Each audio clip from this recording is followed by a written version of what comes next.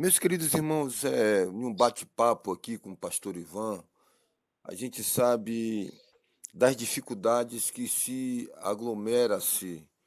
A gente está vendo o caminhar das coisas, como as coisas têm tomado um formato, né? Isso tem verdadeiramente não nos deixado abatido, mas deixado de uma certa forma apreensivo, não com medo, porque a palavra de Deus diz que Deus não nos deu o espírito de temor ou de covardia, mas um espírito de ousadia, de força, de coragem, não uma coragem de guerrear guerras humanas, guerras carnais, até mesmo porque o apóstolo Paulo ele diz que a nossa luta não é contra a carne nem contra o sangue, mas contra potestades, principados e denominações, né?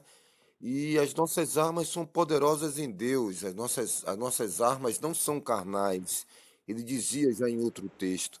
Então nós nos encontramos, de uma certa forma, apreensivos, porque a gente está vendo o aglutinar da situação, o engatilhar do sistema para o cumprimento da santa palavra de Deus.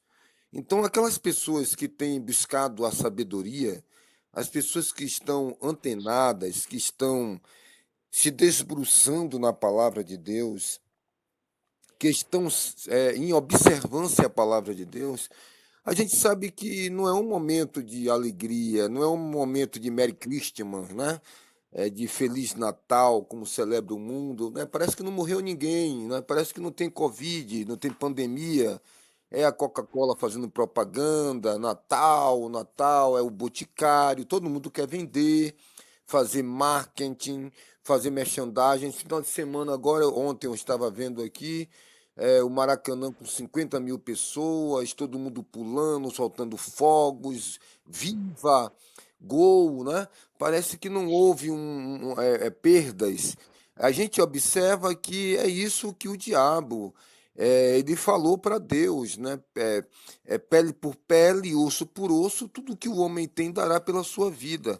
A morte do vizinho, a morte do meu próximo, são apenas estatísticas numéricas para somar, né? Somar de alguma forma, né? Seja com o derramamento de orçamento pelo Ministério da Saúde, né? Cada pessoa que se acomete dessa enfermidade, o governo dispensa para o município 17 mil reais, vindo a falecer, me parece que é 19 mil. Então, morre de dengue, é Covid, morre disso, é Covid, né? Nós temos algumas informações, né? Pessoas para entubar ganha-se mais tanto, né? Há muitas coisas aí, né? Tem muitas coisas aí que já se fala já do Nuremberg, do julgamento de Nuremberg, sobre essas questões aí, dessas inoculações, mas aí me parece que o povo está dormindo, né? Não é só os ímpios, mas aqueles que se dizem filhos de Deus. Está escrito no livro de Apocalipse, tem nome de que vivo, mas estás morto. A exortação do apóstolo João, ali na ilha de Patmos, a receber a visão, escreveu o livro de Revelação, cujo qual nós conhecemos como Apocalipse. Ele diz que a igreja de Laodiceia ela era uma igreja que tinha atingido o auge da riqueza, do crescimento, do progresso, entre aspas, humanamente falando.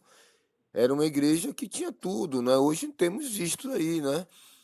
Como a influência desse evangelho, né, anátema, essa religiosidade, foi crescendo, os patamares, a elite, né? E hoje nós entre aspas, fazem-se parte aí de 30 ou 40% do mercado comercial no país, né? É camisa gospel, é chaveiro gospel, muitas livrarias, vários tipos de Bíblia, né? É Bíblia disso, Bíblia da culinária, Bíblia do doido, Bíblia da mulher, Bíblia da virgem, né? É Bíblia do obreiro, Bíblia tal, né? Tem todo tipo de coisa. Cada editora lança uma, vende muito, né? É uma questão que dá muita renda, né? Não fazer da minha casa covil de ladrões e salteadores. Então ele vai chutar o pau da barraca, ele vai chutar a mesa dos cambistas, né? O sermão da bem-aventurança é para desmascarar o empresariado da mentira. E ele vem, Jesus parte para cima.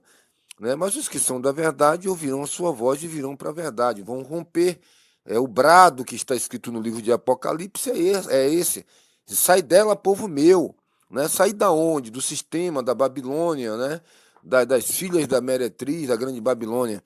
E nós observamos que, mesmo assim, com esse choque, com essa perda descomunal, com essa crise, com esse desespero, com esse medo da morte, me parece que foi só um reativana, que foi só um momento passageiro, né? Um pesadelo, parece que foi uma noite de um ébrio, né? Tudo se volta ao normal, ou se tenta voltar ao normal, como se nada tivesse acontecido. Quem pecava não estava pecando mais, com medo de morrer. Quem prostituía não estava prostituindo mais. Né? Quem fazia coisas erradas estava todo mundo policiado, todo mundo dentro de casa.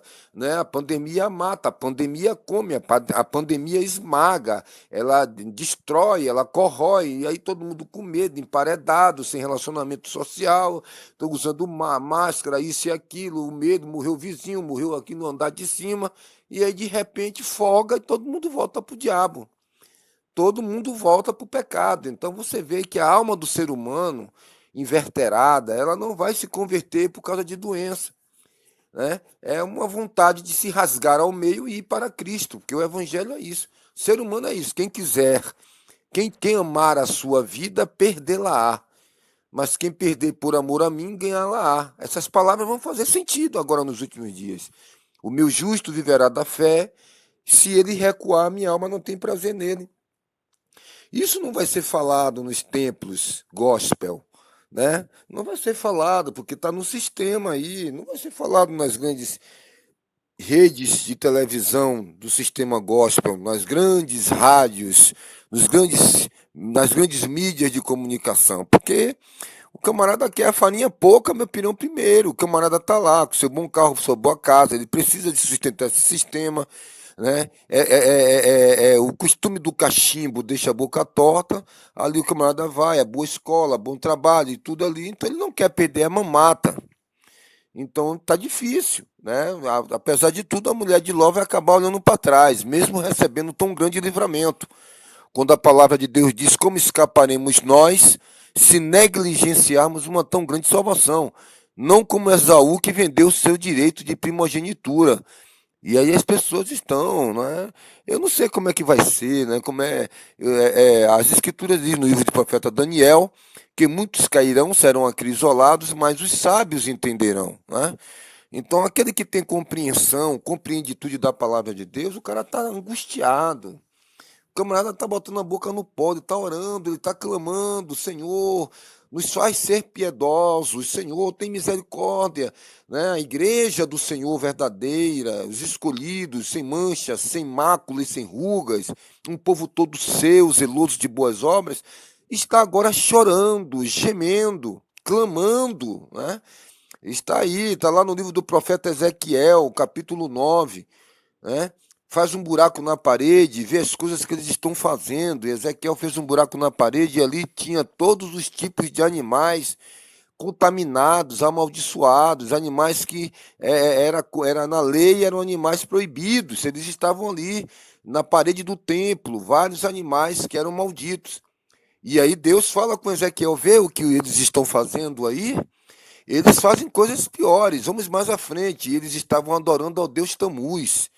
E aí o profeta Ezequiel disse que olhou para a banda do norte, para um lado do oriente, e ali vinha 4 homens de guerra com armas na mão, armas poderosas, e na frente daqueles homens vinha um homem de branco com um pote amarrado na cintura, um tinteiro, um tinteiro. E aí a voz diz: olha, matai homens, matai mulheres, matai criança, matai velhos, matai virgens, mate a todos. Porém, não se chegue àqueles que têm a marca na testa, porque o homem de branco entrou naquele grande templo, marcando na testa com um tinteiro aqueles que estavam orando e gemendo por todas as abominações e heresias que estavam se cometendo naquele lugar.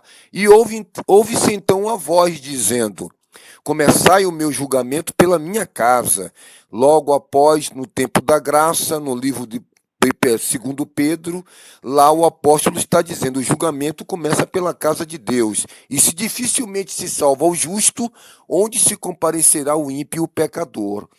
Então nós estamos observando quem são esses. Quem era o homem de branco com tinteiro do lado? Era Jesus Cristo, que estava ali para marcar a testa de todos aqueles que estavam chorando e gemendo por esses acontecimentos, essas heresias, esses entretenimentos, essas danças, peças teatrais, né? Esse julgamento, essa falsa santidade, né? Essa elite dominante dentro desses locais que se dizem templos evangélicos, que é o templo somos nós, a morada de Deus em espírito.